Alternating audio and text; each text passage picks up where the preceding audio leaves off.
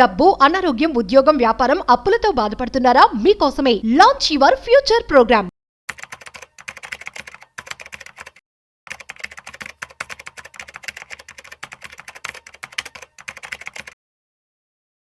2010లో 10,000 రూపాయలు ఉన్న బంగారం ఇప్పుడు 2025లో చూస్తున్నట్లయితే ₹1,00,000 వచ్చేసింది. సో రీసెంట్ టైమ్స్లో మనం చూస్తున్నాము ఆల్మోస్ట్ గోల్డ్ అనేది ₹1,02,000 వరకు చేరి ఇప్పుడు రీసెంట్గా 97కి పడిపోయింది.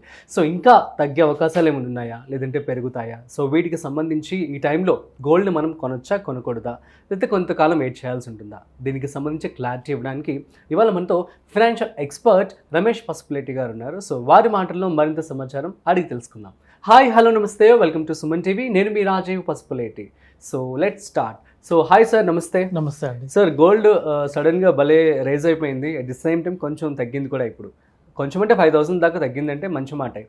సో ఇంకా తగ్గే అవకాశాలు ఉన్నాయా? మరి గోల్డ్ కొనే వాళ్ళకి మీరేం చెప్తారు? ఇప్పుడు డెఫినెట్గా తగ్గుతుంది. ఇంకా యాక్చువల్గా ఇజ్రాయెల్ వార్ వల్ల పెరిగింది. అవును. సో అంతకు ముందే 1 lakh టచ్ చేసింది, all time high. 1 lakh touch చేసి మళ్ళీ 90,000 వరకు వెళ్తుంది. 92,000 దగ్గర ఉన్నప్పుడు వార్ స్టార్ట్ అయింది. కొన్ని రోజులు ఇండియా పాకిస్తాన్ సెమీ వార్ చేశారు, ఆపరేషన్ సింధూర్, స్మాల్ వార్ చేశారు. అప్పుడు కొంచెం పెరిగింది. అది కంప్లీట్ కాగానే ఇమ్మీడియట్ గా ఇజ్రాయెల్ ఇరాన్ వార్ స్టార్ట్ కాగానే మళ్ళీ పెరుగుతూ వెళ్ళిపోయింది. దీన్ని బట్టి మనం అర్థం చేసుకోవాల్సింది ఏంటంటే గోల్డ్ ఎప్పుడు పెరుగుతుందంటే ఓన్లీ జియో పొలిటికల్ టెన్షన్స్ మాత్రమే ఇవి ఉన్నప్పుడే జరుగుతుంది. లేకపోతే ఇంతకుముందు అంత పెద్ద రిటర్న్ ఇవ్వలేదు. అవును. సో కొన్ని సంవత్సరాలు గోల్డ్ అక్కడే ఉన్న సిచ్యువేషన్లు కూడా ఉన్నాయి. అవును, ఒకనొక టైంలో. అవును, అదే ఒక 5 years పాజిటివ్గా ఉంటే 5 years అలాగే ఉంటుందని చెప్పి కదా సార్. ఆల్మోస్ట్ 2009 నుంచి 15 వరకు. అవును, అదే మళ్ళీ పెరగడం. డెఫినెట్గా మనం యాక్చువల్గా 2010లో చూస్తే గోల్డ్ 20,000 ఉండేది. నేను చిన్న ఎగ్జాంపుల్ చెప్పాను. అప్రాక్సిమేట్గా యాక్చువల్గా 2012 ఆ టైంకి 20,000 ఉంది గోల్డ్. ఓకే. 2015కి ఆల్మోస్ట్ 25,000కే వచ్చింది గోల్డ్.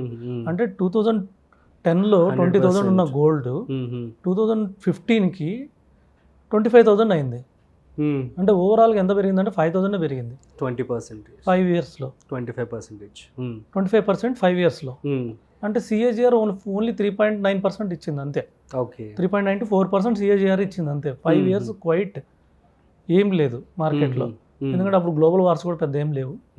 సో అందుకని చెప్పేసి గోల్డ్ పెద్ద రిటర్న్ లేదు. 2015 నుంచి 20 వరకు 25,000 నుంచి గోల్డ్ 50,000 అయింది. అక్కడ డబల్ అయింది. అవును. అంటే గోల్డ్కి అక్కడ నుంచి యాక్చువల్లీ మూమెంట్ వచ్చింది. So that is the time. So అలాగే మనం లాస్ట్ 5 years చూసుకున్నా కూడా డబల్ అయింది. 2020లో 50,000 ఉంది. సో మనకి ఇప్పుడు 1 lakh ఉంది.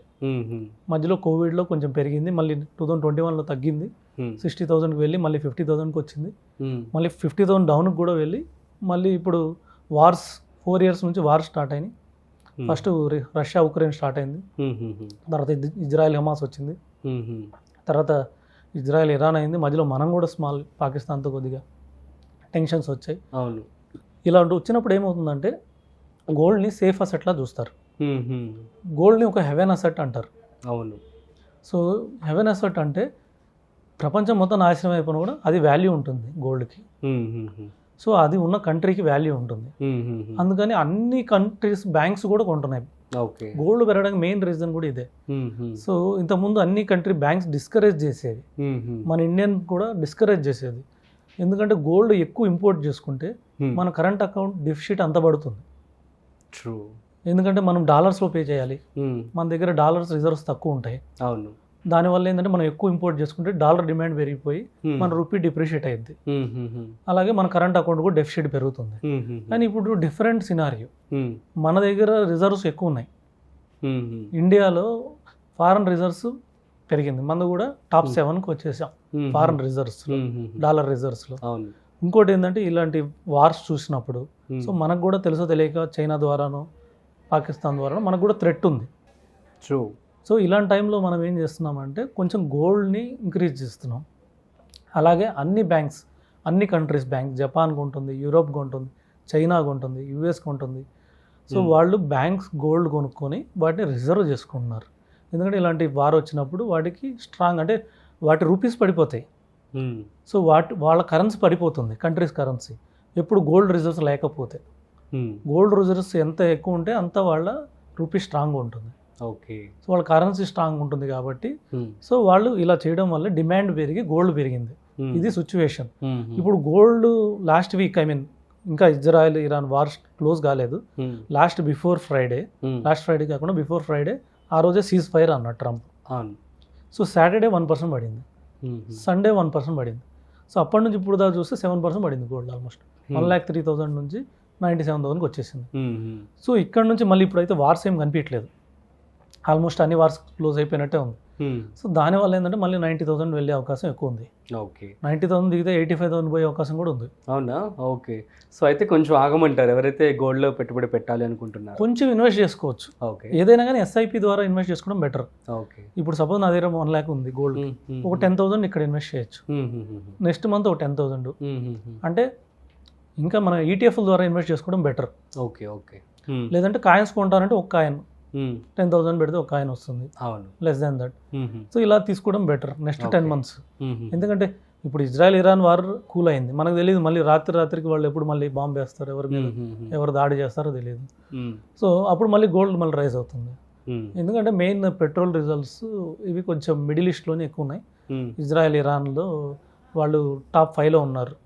అంటే ఆయిల్ ప్రొడ్యూసింగ్ కంట్రీస్లో టాప్ 5లో ఇజ్రాయెల్ ఇరాన్ ఉన్నారు. ఇరాన్ ఇరాక్ ఉన్నాయి. సో ఇజ్రాయెల్ లేదు, యాక్చువల్లీ ఇరాన్ ఇరాక్ ఉన్నాయి టాప్ 5లో. సో కాబట్టి వాటికి ఏమన్నా ఎక్కడ జరిగినా కూడా ఇన్ఫ్లేషన్ పెరుగుతుంది, పెట్రోల్ రేట్స్ పెరుగుతాయి, ఇన్ఫ్లేషన్ పెరుగుతుంది. ఇన్ఫ్లేషన్ పెరిగితే గోల్డ్ రేట్ కూడా పెరుగుతుంది. ఎందుకంటే ఇన్ఫ్లేషన్ గోల్డ్ సేమ్ వేలో వెళ్తుంటాయి. ఎప్పుడైనా గోల్డ్ ఇన్ఫ్లేషన్ బీట్ చేసింది. ఇది హిస్టారికల్ రిటర్న్. ఇన్ఫ్లేషన్ కన్నా అబౌవ్ 1% రిటర్న్ ఇచ్చింది గోల్డ్ మినిమం. సో ఓవరాల్గా రిటర్న్ చూసుకున్నా కూడా లాస్ట్ 30 years రిటర్న్ చూస్తే గోల్డ్ 12% రేట్ ఆఫ్ రిటర్న్ ఇచ్చింది. ఓకే. నిఫ్టీ 14% రిటర్న్ ఇచ్చింది. ఈ గోల్డ్ కూడా 12% రిటర్న్ ఇచ్చింది, చాలా మంచి రిటర్న్. అవును. ఎందుకంటే బ్యాంక్ ఎఫ్డీలు 6%, 7%తో పోలిస్తే బెటర్, పీపీఎఫ్ 7% పోలిస్తే ఇది చాలా బెస్టే. కాబట్టి మన పోర్ట్ఫోలియో డిజైన్ చేసుకునేటప్పుడు ఒక పార్ట్ మన పోర్ట్ఫోలియోలో 10 to 15% గోల్డ్ పెట్టుకోవాలి. ఓకే. ఒక 10 to 15% ఎఫ్డీ కానీ ఇలాంటి సేఫ్ అసెట్స్ ఉంటాయి, అంటే కొద్దిగా మార్కెట్ పడినా కూడా ఎఫెక్ట్ కానివి అవి ఉండాలి. దాని తర్వాత ఎక్కువ భాగం 50% వరకు ఈక్విటీలో ఉండడం better. So fine sir, thank you so much. So మంచి విషయం అయితే మీరు పంచుకోవడం జరిగింది. సో గైస్ అర్థమైంది కదా, గోల్డ్లో మరి పెట్టుబడి పెట్టాలి అనుకుంటున్నట్లయితే కొంచెం వెయిట్ చేస్తే బెటర్ అని చెప్పి అంటున్నారు. కాకపోతే లంసం ఒకేసారి కనుక మీరు బల్క్లో కొనాలి అనుకుంటున్నట్లయితే కొంచెం ఆగి పెట్టుబడి పెట్టుకుంటే బెటర్ అని చెప్పి రమేష్ గారు చెప్పడం జరుగుతుంది. సో మీకు కనుక ఏమైనా డౌట్స్ ఉంటే కామెంట్ చేయండి, మేము మీకు రిప్లై ఇస్తాం. That's it. సో మరొక ఇంట్రెస్టింగ్ కాంటెంట్తో మళ్ళీ కలుద్దాం. అంతవరకు చూస్తూనే ఉండండి సుమన్ టీవీ.